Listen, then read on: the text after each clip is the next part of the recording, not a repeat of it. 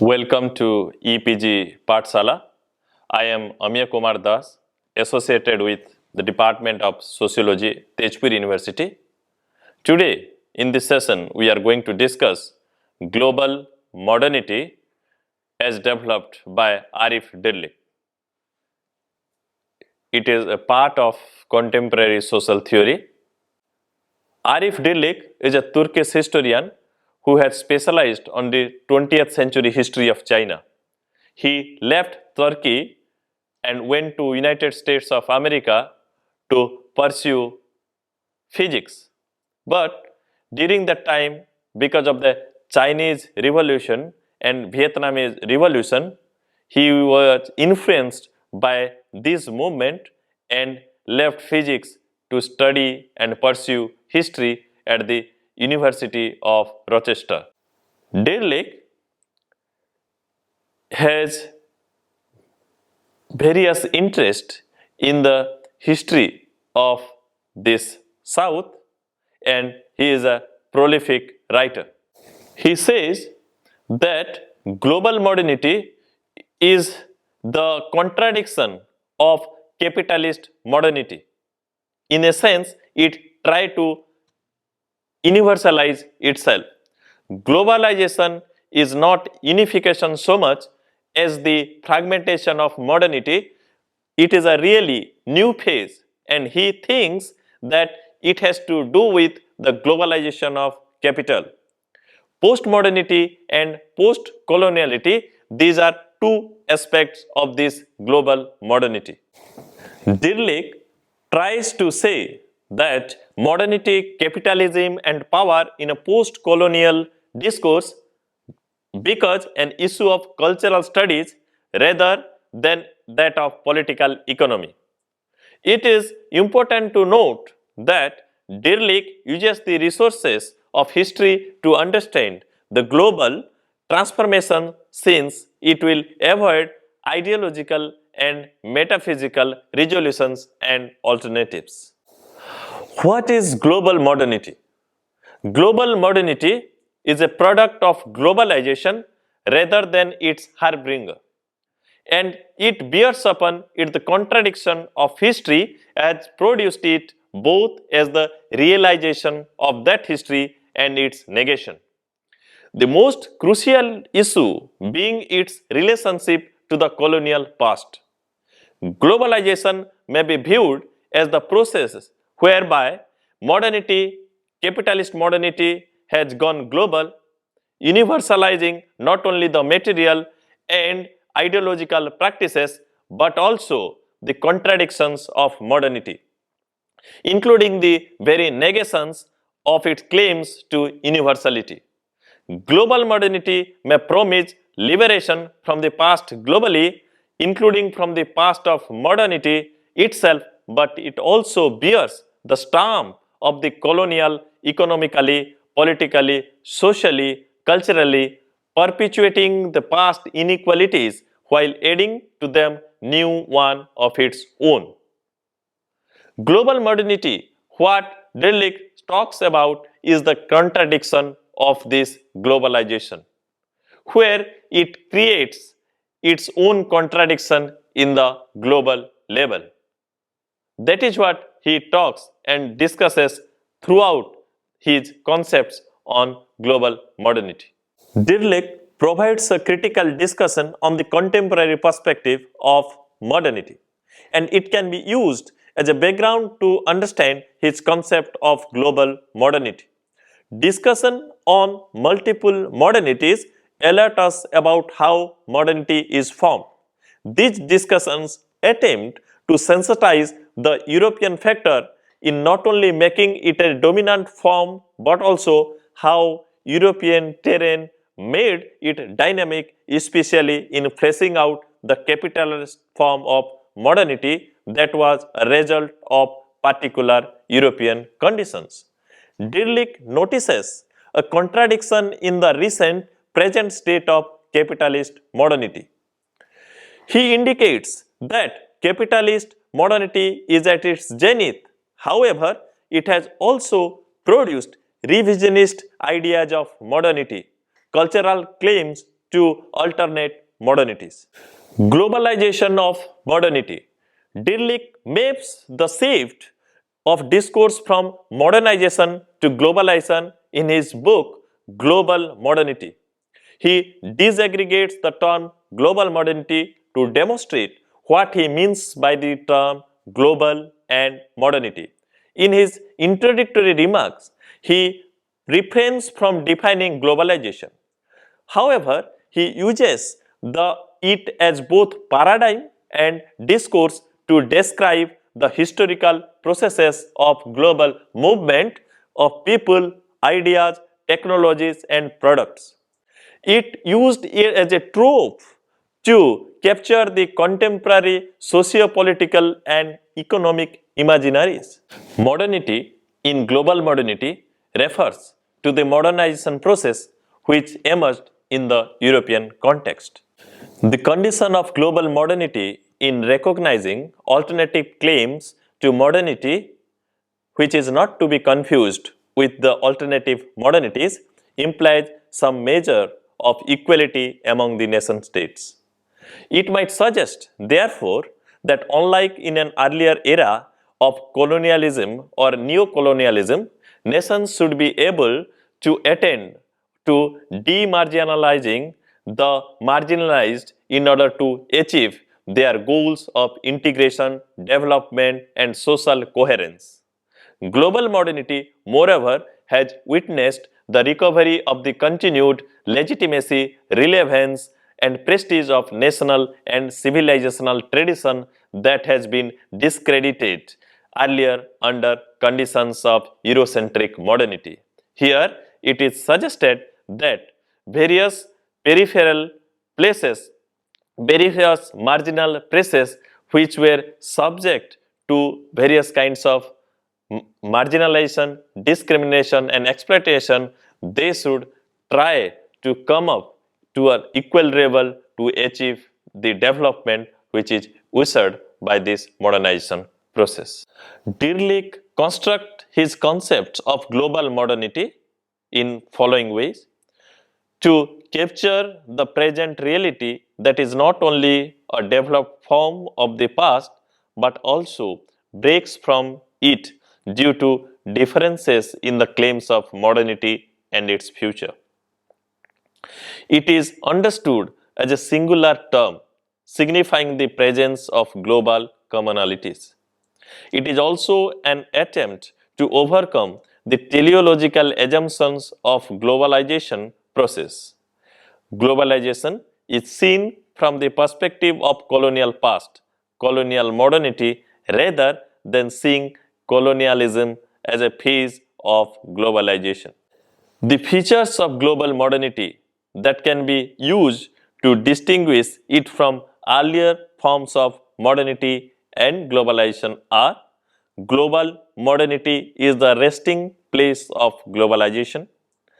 Unlike earlier forms of modernity, Eurocentric modernity, global modernity is marked by temporal contemporaneity. Globalization of capitalism has reconfigured specialization of global relations.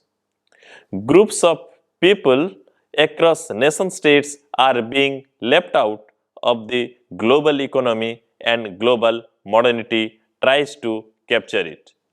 Dirlik identifies that the global modernity indicates the end of colonialism due to decolonization. However, it continues in the present in the form of colonial modernity. Colonial modernity persists through the mechanics of capitalist modernity. Colonial modernity, what Dirlik argues, is the part of capitalist modernity, and it continuously trying to reproduce it and sustain it through this capitalist modernity. For Dirlik, this capitalism is the main source and initiation of modernity, which is being continued through its expansion and strength. Dirlik argues that modernity is a product of historical processes and he locates modernity in the global scale. Thereby, he coins the terms global modernity. In theorizing modernity in these terms, Dirlik disagrees with the theorization of modernity in different forms, like theorists have proposed the idea of multiple or alternative modernities.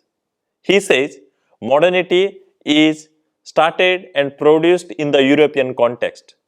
With the help of capital or capitalist modernity through the globalization process, it traveled all over the world and it became global modernity. He negates with the idea where the theorists suggest that modernity is also evolved in the local areas and the peripheral areas through the local context. But he says with conviction, it is not the modernity produced in the local peripheral places, but it is the modernity originated in the European context through this colonial modernity. It interacted with the local places, and with the help of capital expansion, it became global. Thereby, he coins the term global modernity. So, he suggests that neither modernity nor globalization end due to the various problems which were raised earlier. However, globalization has provided a platform for the subjects of colonial modernity and the modernization process to assert themselves. The negotiation among the differently placed nations are mediated by the process of capitalism and have led to the global modernity. Dirlik points out that the term Global South or the Third World was a term coined by Alfred Sauvy in 1952 to describe formerly colonized countries from the capitalist and socialist countries. When compared to the Third World, Global South indicates a different global order.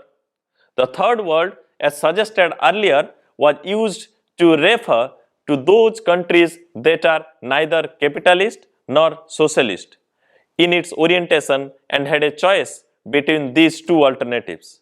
Whereas Global South indicates a north-south division of the global order, with capitalist modernity or neoliberalism being the only alternative.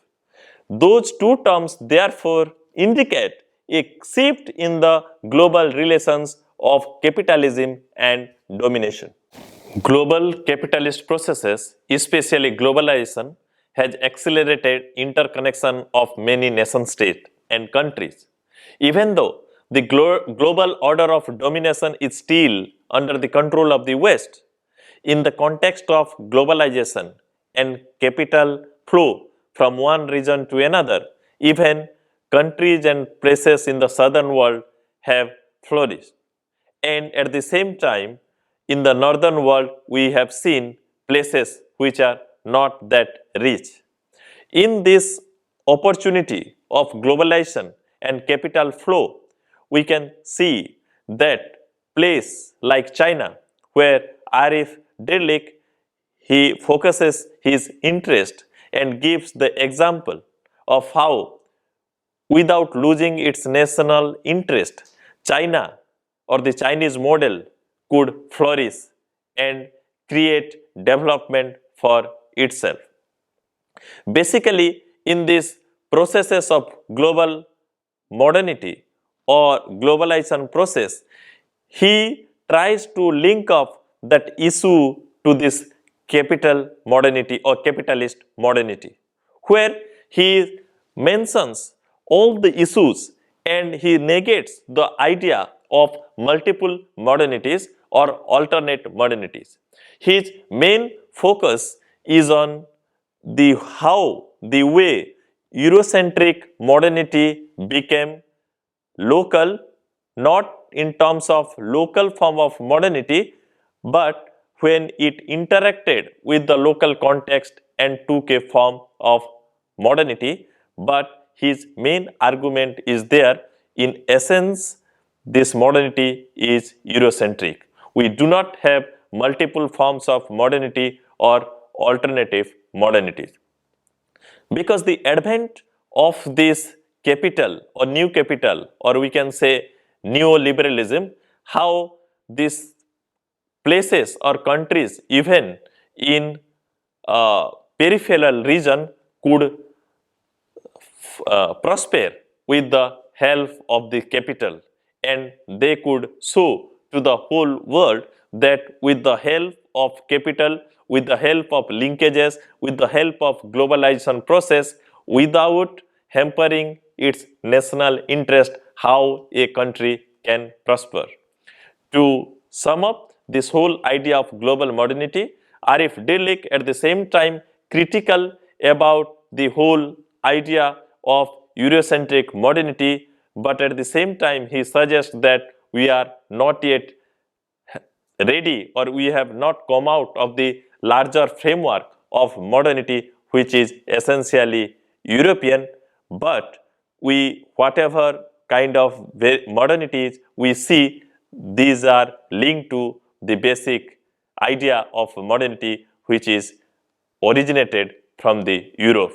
And in the larger context, he describes the flow of ideas, technologies, and everything in his concepts called global modernity. I hope it's clear from my discussion of the search for a Chinese discursive system that even the effort to eliminate the influence of so-called Western discourse resorts to a conceptual vocabulary provided by the Latin. This does not mean that there are no real differences among peoples, but it does suggest that those differences be viewed at all times also through the commonalities which are also a pervasive presence. It seems deeply ironic that economic and to some extent social and cultural globalization should signal the end of universals, but it is not very surprising. Political universals follow the logic not of philosophy but of power and hegemony. Globalization may have been intended to complete the conquest of the globe for the capitalist modernity that for nearly half a millennium had empowered Euro-American domination.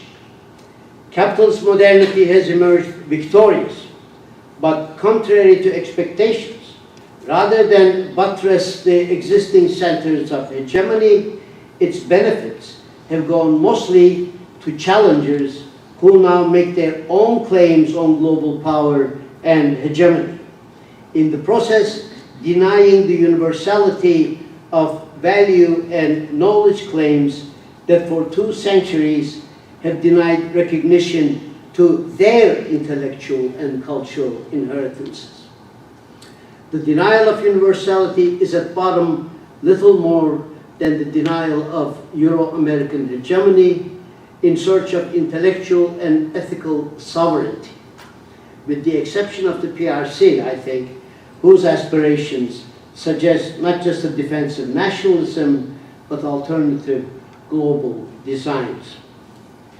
It might be useful here to recall 2 competing metaphors that appeared in the 1990s almost simultaneously that have a direct bearing on this question. The clash of civilizations put forward by the late Samuel Huntington, and hybridization that has had a central place in post-colonial criticism. We can see both paradigms at work in the contemporary world, albeit in different mixes and subject to local inflections. It is interesting that both paradigms criticize the Eurocentric universalism, if for different reasons. Huntington's exclusivist culturalism led him to advocate hardened cultural boundaries for the reason that others did not or could not share the values the West considered universal. Post-colonial criticism, on the other hand, perceived in hybridity the possibility of rendering cultural boundaries porous as a first step in the recognition of cultures only unsuccessfully suppressed under Euro-modernity, and offering the possibility of exchange and negotiation between different cultural entities once they have achieved some measure of equivalence. Radical critics have understandably been drawn to the latter alternative, and in the process ignored the appeals of the clash paradigm among patriotic groups, including leftist patriotic groups in countries like China, where memories of revolutionary anti-imperials survived the abandonment of revolution. The puzzling attraction to Philip Schmitter's friend-enemy distinction among such groups appears more easily comprehensible when taken in conjunction with the Huntingtonian anticipation of clash if and when these groups emerge from under the hegemony of Western civilization, which they already seem to be doing when he offered this paradigm in the early 1990s. The clash paradigm has insistently moved to the foreground over the last 2 decades. The hybrid paradigm is by no means dead, but its vulnerabilities have also become increasingly evident. Cultural hybrids are not things as they may appear in their biological counterparts, like nectarines, as it were, but complexes of relationships and contradictions, the resolution of which depends on concrete historical circumstances. Put bluntly, depending on context, hybrids may end up on the political right or the left, or anywhere on a broad spectrum of possibilities. The stress in much post-colonial criticism on hybridity along ethnic, national, or civilizational boundaries, moreover, invites reification of these categories, distracting attention from the differences and hybridities in their very constitution.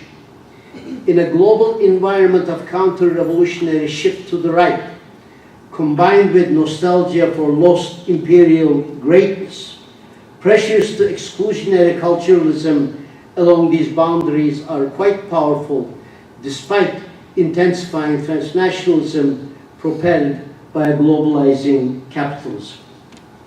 This may be seen, for example, in the growth of diasporic nationalism in closer identification with nations of origin, especially in the case of countries such as the PRC, India, and Turkey, which have registered impressive success in their ability to employ globalization to national ends. What these changes imply for critical practice is worth pondering. Globalization insistently forces into one common intellectual space diverse conversations on knowledge and values. It creates commonalities, but also differences that challenge assumptions of universality in hegemonic societies that long have been able to treat alternative voices as a minor nuisance. Comparisons between the present and Cold War conflicts are widely off the mark. Cold War confrontations between capitalism and socialism presupposed competing political economic spatialities, but shared common assumptions about universality. Socialism assumed national form, to be sure, but we may recall that differences between existing socialist societies were voiced in the language of revisionism, suggesting deviation from a political project informed by universal principles. To take the case of the Chinese Revolution, when revolutionaries in the 1940s began to insist on making Marxism Chinese, the project was conceived as the integration of the universal principles of Marxism with the concrete circumstances of Chinese society. The phrase is still commonplace in ideological discourse in post-revolutionary PRC, but more as a fading trace from the past than a meaningful guide to the future. The globalization of capitalism has abolished the competing spaces of political economy. Differences are expressed instead in claims to alternative cultural spaces. Socialism with Chinese characteristics is above all a cultural idea, yoked to aspirations of national rejuvenation that are conspicuously suspicious of universality. To speak of revisionism in our day would no doubt seem farcically anachronistic. The global space capitalism claim in the aftermath of the Cold War is already fragmenting under pressure from claims of cultural difference, empowered by reconfigurations of the capitalist world economy. If universalism persists as a goal, it can no longer be phrased in the same terms as it was under the hegemony of Euro-modernity, but will have to be formulated out of contemporary conversations that now include voices silenced or marginalized under the regime of Euro-modernity. Rescuing alternative knowledge and value systems from the erasures of Euro-modernity has been part and parcel of radical critical thinking since the 1960s, nourished by a very universalist belief in the possibility of human diversity. This task is much more complicated than it may appear. What these alternative knowledge and value systems consist of has been open to question all along, whether we speak of the cultures of women, ethnicities, indigenous peoples, or nations and civilizations. The traditions that identified nations and civilizations in Euro-American modernization discourses were reified misrepresentations of complex intellectual and cultural legacies, often with blurred boundaries between the inside and the outside. Diversity in these societies is erased by a multiculturalism that similarly identifies authentic cultural identity with reified traditions. The relationship to Euro-modernity has been equally complicated. After 2 centuries of global revolutionary transformation, it is hardly possible to speak of East, West, Asia, Europe, Chinese, Western, etc., as if they were mutually exclusive cultural entities. The cultural identities that are ascribed to Chineseness, Hinduism, Islam, or even more crudely, continental entities like Asia and Europe are ironically legacies of Euro-modern reification of these cultural entities. Their defense, equally notably, draws upon the language of critical analysis that is rejected for being Western. For more information, kindly log on to the website of EPG Pathsala, where you will get more information, readings, e-text, and references. Thank you.